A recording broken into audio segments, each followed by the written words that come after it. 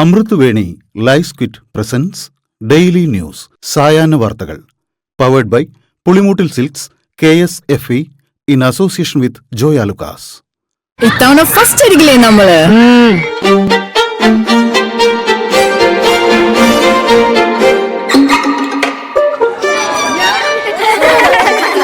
കുട്ടികൾക്കൊക്കെ പെയിൻ ശല്യം ഉണ്ടാകും. അതുകൊണ്ട് ലൈസ് കിറ്റ് ഉപയോഗിച്ച് ക്ലാസ്സിൽ വരാൻ പ്രത്യേകം ശ്രദ്ധിക്കണം. ലൈസ് കിറ്റ് ലൈസ് റിമൂവർ പെയിൻ ശല്യത്തിൽ നിന്നും ഉടനടി ആശ്വാസം. നമസ്കാരം, ഞാൻ ഡെയ്സി ബിജു. ഡെയിലി ന്യൂസിന്റെ സായന വാർത്തകളിലേക്ക് സ്വാഗതം. ഇന്ന് ഏപ്രിൽ 9 വ്യാഴാഴ്ച. സംസ്ഥാനത്ത് ആവേശകരമായ പോളിംഗ്. ഉച്ചയ്ക്ക് 2 മണിവരെ 50% പേർ വോട്ട് ചെയ്തു. വൈകുന്നേരം 6 വരെയാണ് വോട്ടെടുപ്പ്. 2.7 കോടി വോട്ടർമാർ 140 മണ്ഡലങ്ങളിലെ 30,495 ബൂത്തുകളിലാണ് വോട്ട് ചെയ്യുന്നത്. 883 സ്ഥാനാർത്ഥികളുണ്ട്. 23 ദിവസം നടത്തിയ ചൂടേറിയ പ്രചാരണത്തിനൊടുവിലാണ് കേരളം പോളിംഗ് ബൂത്തിൽ എത്തിയത്. പ്രമുഖർ അടക്കമുള്ളവർ രാവിലെ തന്നെ വോട്ട് ചെയ്തു. ഗവർണർ രാജേന്ദ്ര ആർലേക്കർ, മുഖ്യമന്ത്രി പിണറായി വിജയൻ, പ്രതിപക്ഷ നേതാവ് VD സതീശൻ, നടന്മാരായ മോഹൻലാൽ, മമ്മൂട്ടി തുടങ്ങിയ പ്രമുഖരെല്ലാം വോട്ട് രേഖപ്പെടുത്തി. പിണറായിയിലെ മുണ്ടയോട് 105 ബൂത്തിലാണ് മുഖ്യമന്ത്രി കുടുംബത്തോടൊപ്പം എത്തി വോട്ട് ചെയ്തത്. കസരി ബാലകൃഷ്ണ മെമ്മോറിയൽ ഗവൺമെന്റ് കോളേജിൽ 135 നമ്പർ ബൂത്തിലാണ് സതീശൻ വോട്ട് ചെയ്തത്. വികസന തുടർച്ചയ്ക്ക് LDF വരണമെന്നും കേരളത്തിന്റെ ഭാവി നിർണ്ണയിക്കുന്ന വോട്ടെടുപ്പാണെന്നും മുഖ്യമന്ത്രി പിണറായി വിജയൻ. LDFന്റെ 3ാം ഊഴത്തിന് ജനങ്ങൾ ഉറപ്പുവരുത്തുമെന്ന് CPIM സംസ്ഥാന സെക്രട്ടറി MV ഗോവിന്ദൻ. കോട്ടങ്ങൾ തിരുത്തി മുന്നോട്ടു പോകുമെന്നാണ് CPM general secretary MA baby പ്രതികരിച്ചത്. 100-ലധികം സീറ്റുമായി UDF അധികാരത്തിലെത്തുമെന്ന് പ്രതിപക്ഷ നേതാവ് VD സതീശൻ. UDF അനുകൂല തരംഗമെന്ന് KPCC പ്രസിഡന്റ് സണ്ണി ജോസഫ്. സഭയിൽ ബഹളമുണ്ടാക്കാനും ബെഞ്ചിൽ കയറാനുമാകരുത് വോട്ടെന്നും തൂക്കുസഭ വന്നാൽ BJP നിർണായകമാകുമെന്നും BJP സംസ്ഥാന അധ്യക്ഷനും നേമത്തെ സ്ഥാനാർത്ഥിയും കൂടിയായ രാജീവ് ചന്ദ്രശേഖർ. ജനാധിപത്യം മണ്ണിൽ മാത്രമല്ല ഹൃദയത്തിലും ഉണ്ടാകണമെന്ന് കേരള ഗവർണർ രാജേന്ദ്ര ആർലേക്കർ. എല്ലാവരും വോട്ട് ചെയ്യണമെന്നും നിയമസഭാ തെരഞ്ഞെടുപ്പിൽ വോട്ട് രേഖപ്പെടുത്തിയ ശേഷം ഗവർണർ പറഞ്ഞു. ഈ തെരഞ്ഞെടുപ്പ് പിണറായി ഭരണത്തിന്റെ കലാശക്കൊട്ടും UDF സർക്കാരിന്റെ കേളികൊട്ടുമാണെന്ന് AICC general secretary KC Venugopal. ജനകീയ കോടതിയിൽ അയ്യന്റെ സ്വർണം കട്ടവരെ ശിക്ഷ വിധിക്കുന്ന ദിവസമാണിത്. 10 വർഷത്തെ കിരാത ഭരണത്തിൽ നിന്ന് നാടിന് മോചനമേകാൻ ഐക്യജനാധിപത്യ മുന്നണിയുടെ വിജയം സുനിശ്ചിതമാണെന്നും അദ്ദേഹം പറഞ്ഞു.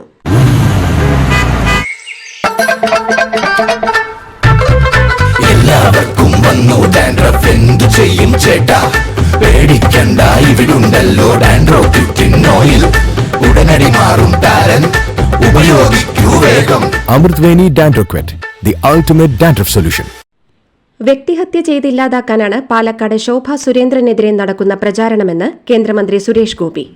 പാലക്കാടിനെ ഭീകരവാദികളുടെ ഹബ്ബാക്കി മാറ്റാൻ ചിലർ ശ്രമിക്കുന്നുവെന്ന് പാലക്കാട്ടെ NDA സ്ഥാനാർത്ഥി ശോഭാ സുരേന്ദ്രൻ.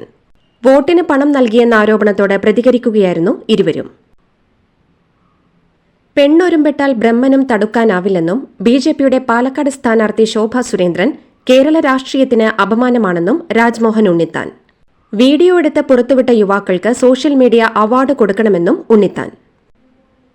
തൃക്കരിപ്പൂർ പിലിക്കോട് പുത്തിലോട്ട് AUP സ്കൂളിലെ ബൂത്തിൽ UDF സ്ഥാനാർത്ഥി സന്ദീപ് വാര്യർ തെരഞ്ഞെടുപ്പ് ഉദ്യോഗസ്ഥരെ ഭീഷണിപ്പെടുത്തിയെന്ന് പരാതി.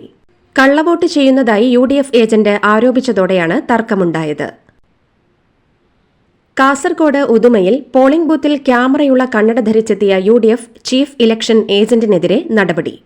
ഉദുമ മണ്ഡലത്തിലെ UDF സ്ഥാനാർത്ഥി K നീലകണ്ഠന്റെ ചീഫ് ഇലക്ഷൻ ഏജന്റ് BM ജമാലാണ് ക്യാമറ ഘടിപ്പിച്ച കണ്ണടയുമായി ബൂത്തിലെത്തിയത്. ബേക്കൽ ഇസ്ലാമിയ ALP സ്കൂളിലെ 165 നമ്പർ ബൂത്തിലാണ് സംഭവം. Mammootty Ponnurunni Christ king convent സ്കൂളിലും നേമം മണ്ഡലത്തിലെ മുടവൻ മുകൾ സ്കൂൾ ബൂത്ത് 36-ൽ മോഹൻലാലും വോട്ട് ചെയ്തു. ഇരിങ്ങാലക്കുട ഗേൾസ് സ്കൂളിൽ 113 ബൂത്തിലാണ് ടോവിനോ തോമസ് വോട്ട് ചെയ്തത്. തൊടുപുഴയിലെ കുമ്പങ്കല്ല് BTM LP സ്കൂളിലാണ് ആസിഫ് അലിയും സഹോദരൻ അസ്കർ അലിയും വോട്ട് രേഖപ്പെടുത്താൻ എത്തിയത്. കോഴിക്കോട് പേരാമ്പ്രയിൽ CPM നേതാവായ Arikkulam panchayat vice president AC ബാലകൃഷ്ണനും സംഘവും വോട്ടറെ മർദ്ദിച്ചെന്ന് പരാതി. കാരയാട് സ്വദേശി ബെൻഷിറക്കാണ് മർദ്ദനമേറ്റത്. പ്രായമുള്ള അയൽവാസിയെ വോട്ട് ചെയ്യാൻ കൂട്ടിക്കൊണ്ടുവന്നത് ചോദ്യം ചെയ്തായിരുന്നു മർദ്ദനമെന്ന് ബെൻഷിറ.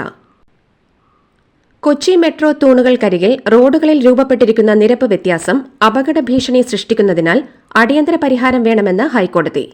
അപകട സാധ്യതയുള്ള ഇടങ്ങളിൽ മുന്നറിയിപ്പ് ബോർഡുകൾ സ്ഥാപിക്കണമെന്നും കോടതി പറഞ്ഞു.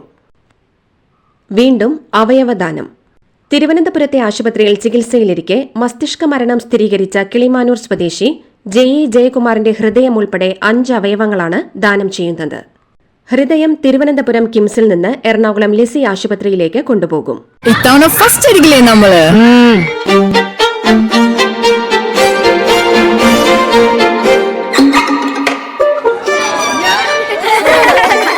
കുട്ടികൾക്കൊക്കെ പെയിൻ ശല്യമുണ്ടാകും. അതുകൊണ്ട് ലൈസ് കിറ്റ് ഉപയോഗിച്ച് ക്ലാസ്സിൽ വരാൻ പ്രത്യേകം ശ്രദ്ധിക്കണം. ലൈസ് കിറ്റ് ലൈസ് റിമൂവർ പെയിൻ ശല്യത്തിൽ നിന്നും ഉടനടി ആശ്വാസം. വനിതാ സംവരണ ഭേദഗതി ബിൽ പാസാക്കാൻ എല്ലാ എംപിമാരുടെയും പിന്തുണ അഭ്യർത്ഥിച്ച് പ്രധാനമന്ത്രി നരേന്ദ്രമോദി.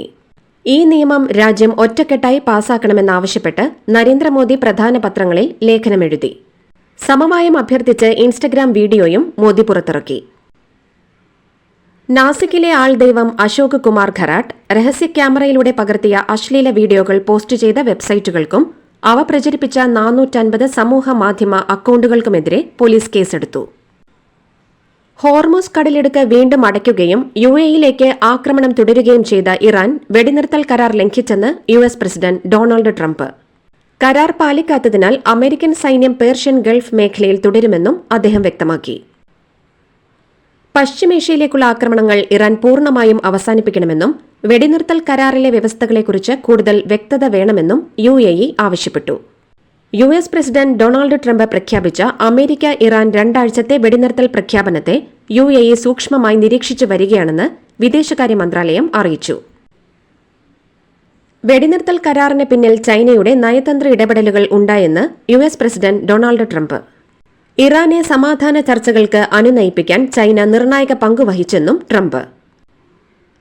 ഹിസ്ബുള്ള തലവൻ നയീം ഖാസിമിന്റെ അനന്തരവനും അദ്ദേഹത്തിന്റെ സെക്രട്ടറിയുമായ അലി യൂസഫ് ഹർഷിയെ വധിച്ചെന്ന് ഇസ്രായേൽ സൈന്യം. ബെയ്റൂട്ടിൽ രാത്രി നടത്തിയ വ്യോമാക്രമണത്തിലാണ് ഹർഷി കൊല്ലപ്പെട്ടത്.